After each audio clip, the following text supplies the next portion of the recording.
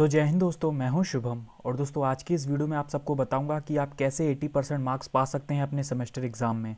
Okay, और आप कैसे अपने क्लास में टॉपर बन सकते हैं। तो दोस्तों इस वीडियो को एकदम अंत तक देखिएगा। इसमें 10 पॉइंट मैं आपको बताऊंगा जो कि काफ़ी इंपॉर्टेंट है, जो कि आपको एग्जाम के दौरान मतलब फॉलो करने होंगे। ठीक है, तभी आप अच्छे मार्क्स पा पाओगे। तो वीडियो को एकदम अंत तक देखिए। चलिए दोस्तों वीडियो को शुरू करते हैं। तो यहाँ पर देखिए, ये हमारा पहला पेज है।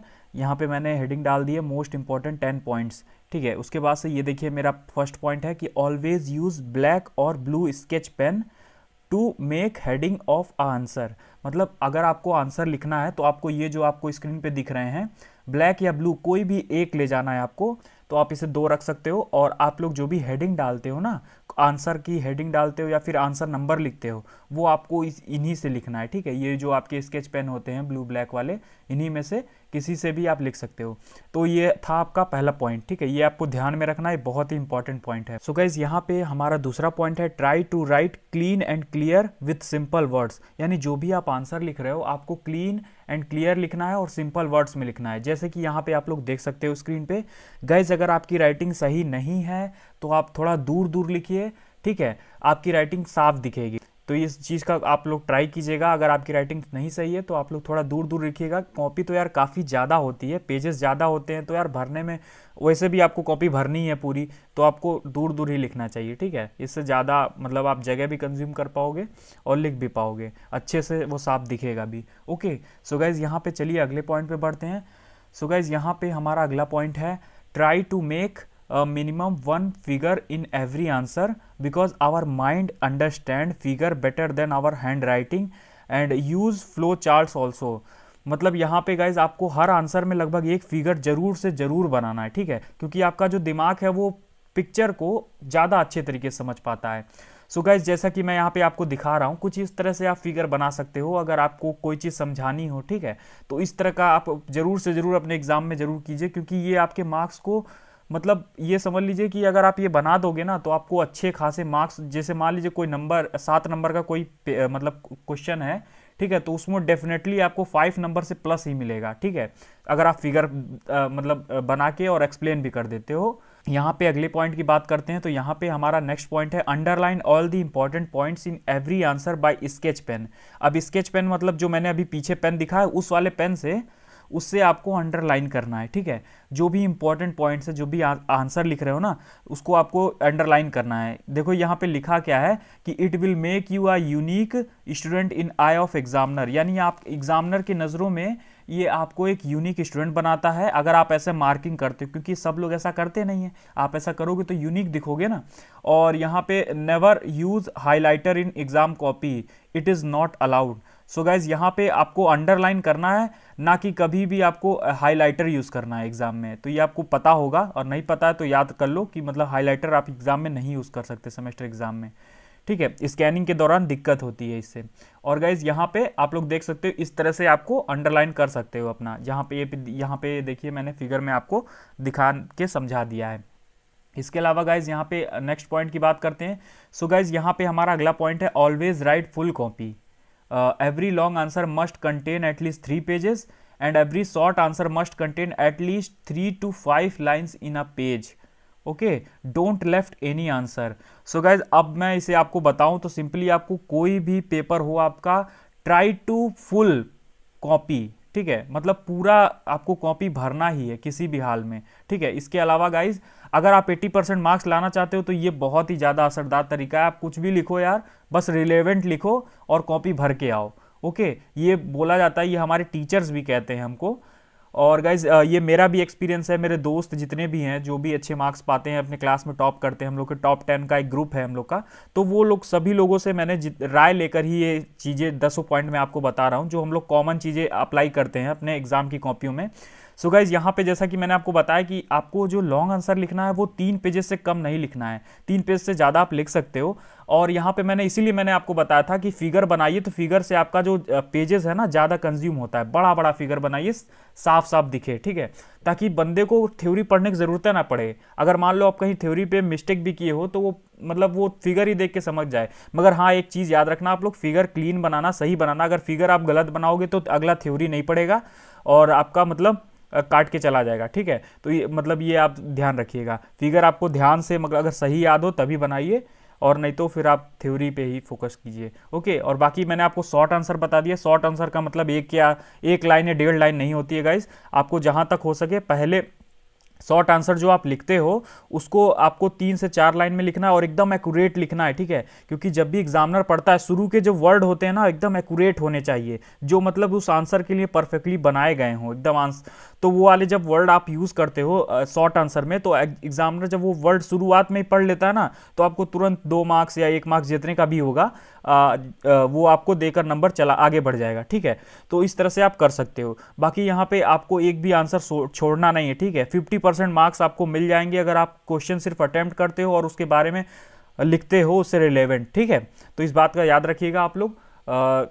तो अगला पॉइंट पे बढ़ते हैं गाइज, यहाँ पे छठे पॉइंट पे। तो यहाँ पर देखिए छठा पॉइंट है कि don't take more than 20 minutes for a long answer. यानी कोई भी एक लॉन्ग आंसर है उसमें आपको 20 मिनट से ज़्यादा नहीं लेना है, और जो भी शॉर्ट आंसर होते हैं आपके उसके अंदर आपको 3 मिनट से ज़्यादा नहीं लेना है। ओके, तो इस बात का आप लोग ध्यान रखिएगा। सो गाइज यहाँ पे हमारा नेक्स्ट पेज आ गया है, और यहाँ पर देखिए ये हमारा 7वां पॉइंट है जो काफ़ी इंपॉर्टेंट है, आप लोग ध्यान दे सकते हो। इसमें लिखा है try to make at least 4 to 5 headings in every long answer and write your answers point wise। Okay, तो जैसा कि यहाँ पे आप लोग देख सकते हो, मैंने यहाँ पे फोटो के माध्यम से आपको समझाया भी है। देखिए यहाँ पे कैसे एक एक पॉइंट लिखा गया है। ठीक है, इसी तरह आपको अपने आंसर्स को लिखना चाहिए, और साथ ही साथ आपको हर आंसर में 4 से 5 हेडिंग जरूर से ज़रूर बनानी है। ठीक है, और उस हेडिंग के अंदर इस तरह पॉइंट्स लिखने हैं, समझ रहे हो आप। तो इस तरह से आपको काम करना है, तभी आप अच्छे तरीके से लिख पाओगे अपनी कॉपी को और ज़्यादा मार्क्स भी पा पाओगे। ठीक है, दूर दूर आप लिखिए आराम से, कोई दिक्कत नहीं है। ओके, सो चलिए दोस्तों अगला पॉइंट देख लेते हैं। तो यहाँ पे दोस्तों हमारा पॉइंट नंबर 8 है, always draw a page margin line on every page of exam copy and right your answer in centre part of the copy. So guys यहाँ पे इस फिगर को देखिए, आप लोग यहाँ फिगर में देखिए, आपको यहाँ पे साइड में यहाँ पे जगह छोड़ी गई है। ठीक है, और यहाँ पे जगह छोड़ी गई, साथ में ऊपर भी जगह छोड़ी गई है। आपको हमेशा बीच में लिखना है। ठीक है, आप जब कॉपी पलटते हो तो यहाँ पे एक लाइन खींच लिया करो। ठीक है, इस साइड में एक लाइन खींच लिया करो, और इसमें इधर एक साइड एक लाइन खींच लिया करो। ठीक है, क्योंकि जब भी आपकी कॉपी स्कैन होती है ना, तो आपका मिडल पार्ट ही खाली स्कैन होता है। अगर आप लोग यहाँ शुरू करोगे ना, तो वो स्कैन में आएगा नहीं। तो हमेशा याद रखना मिडल पेज में मतलब लिखा करो, और अपने साथ एक स्केल लेके जाया करो, ताकि यहाँ पे लाइन खींच लिया करो। ओके, लाइन खींचने के लिए मतलब, तो इस बात का ध्यान रखिएगा। ये बहुत लोग गलती करते हैं, जिसकी वजह से जैसे एग्जामिनर कॉपी चेक करता होगा तो उसमें आधी चीज़ें कट जाती होंगी, तो उसको कुछ समझ में नहीं आता होगा, तो वैसे भी नंबर काट लेता है। ठीक है, तो इस बात का ध्यान रखिएगा, और हमेशा क्लीन एंड क्लियर लिखिएगा। ठीक है, दूर दूर मैंने आपको बता दिया अगर आपकी राइटिंग सही नहीं है तो। ओके, तो चलिए दोस्तों अगले पॉइंट पे बढ़ते हैं। तो यहाँ पे गाइज हमारा अगला पॉइंट है पॉइंट नंबर 9। यहाँ पे डोंट मेक डर्टी, यानी कट पिट आपको नहीं करना है आपकी एग्जाम कॉपी में। सी गाइज आपको जैसा कि यहाँ पे देख पा रहे हो, इस तरह से आपको यहाँ पे कट पिट नहीं करना है। इस तरह कट पिट आप लोग कर देते हो ना, एग्जाम कॉपी में बिल्कुल ये चीज़ नहीं करनी है। Okay, and try to write slow proper gap between word if your handwriting is not good. So guys मैंने जैसा कि आपको शुरुआत में ही बताया था कि हमेशा आपको वर्ड के बीच में काफ़ी ज़्यादा गैप देकर लिखना है अगर आपकी राइटिंग सही नहीं है। तो गाइज आपको एक बात बता दूं, जब भी आपको पेपर मिलता है तो उससे पहले कभी भी आपको कॉपी में कुछ भी एक वर्ड भी मतलब रोल नंबर के अलावा और भी कॉपी के अंदर कुछ भी नहीं लिखना है। ठीक है, जब तक पेपर ना मिले। ओके, क्योंकि एक बार बहुत मेरे साथ हुआ था, मैंने पेंसिल से कुछ अंदर लिख लिए थे फार्मूले अपने लास्ट पेज पे, तो इससे मुझे दिक्कत आ गई थी। तो आप लोग ऐसा मत करिएगा। ठीक है, तो गाइज आई होप आप लोग समझ रहे होगे। तो चलिए दोस्तों नेक्स्ट पॉइंट पे बढ़ते हैं।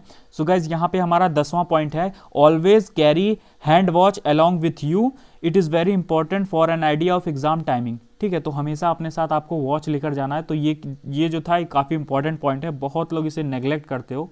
आप लोग इसे लेके जाओगे तो आपको एक आइडिया रहेगा कि हमें अभी कितना टाइम बचा है और किस हिसाब से हमें अपना आंसर को कंप्लीट करना है। ठीक है, क्योंकि जब देखो आप टाइम से करते हो ना, तो आपकी हैंड राइटिंग भी मतलब सही रहती है, उसी हिसाब से आप मतलब उसी स्पीड से लिखते हो। तो गाइज इस 10 पॉइंट के अलावा मैं कुछ और भी टिप्स आपको देना चाहूँगा। हमेशा दोस्तों कुछ बातों का आप लोग ध्यान रखिए। अगर कभी भी एग्जाम कॉपी में मतलब एग्जाम टाइम आपको कोई क्वेश्चन नहीं आ रहा है, तो उसके पीछे टाइम बर्बाद मत कीजिए, अगला क्वेश्चन कीजिए। ठीक है, क्योंकि कभी कभी ऐसा होता है कि जब आपको जो आप क्वेश्चन पेपर देखते हो तो आपको आंसर नहीं याद आ रहा होता है, मगर लास्ट में आपको जब आप सारे आंसर कर लेते हो तो याद आने लगता है सारी चीज़ें।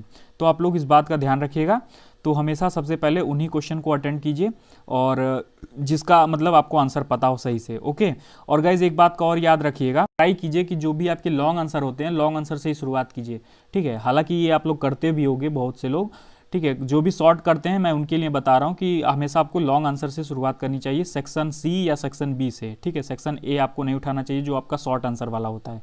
ओके, तो इस बात का आप लोग को ध्यान रखना है। सो दोस्तों, आई होप आपको ये वीडियो पसंद आई होगी, तो वीडियो को यार लाइक कीजिए, अपने दोस्तों के साथ अपने व्हाट्सअप ग्रुप में जरूर से जरूर शेयर करना यार, जो भी आपका बेस्ट फ्रेंड है, ताकि वो भी अच्छे मार्क्स पा पाए। ठीक है, इन बातों को ध्यान में रखकर। ओके, और साथ ही साथ मैं इस तरह की और भी वीडियोस अपने चैनल पे लाता रहूँगा, तो चैनल को सब्सक्राइब कर लेना। मैं इस तरह की और भी एकेटिव की वीडियोस ऑलरेडी डाल चुका हूँ और डालता भी रहूँगा, तो आप लोग मुझे सब्सक्राइब कर सकते हो। और इसके अलावा अगर आपको कोई क्वेश्चन पूछना है तो आप मुझे इंस्टाग्राम पे पूछ सकते हो। इंस्टाग्राम की आईडी का लिंक मैं आपको डिस्क्रिप्शन में दे दूंगा, वहाँ पे आप क्लिक करके इंस्टाग्राम पे डायरेक्टली मुझे चैट करके पूछ सकते हो। मैं वहाँ पे आपको पूरी तरीके से आपका समाधान कर दूंगा। ठीक है, जो भी अगर आपको कोई प्रॉब्लम होगी एग्जाम के दौरान। ठीक है, और गाइज तो गाइज मिलता हूँ आपको एक नई वीडियो में, तब तक के लिए नमस्कार, बाय बाय, जय हिंद, वंदे मातरम।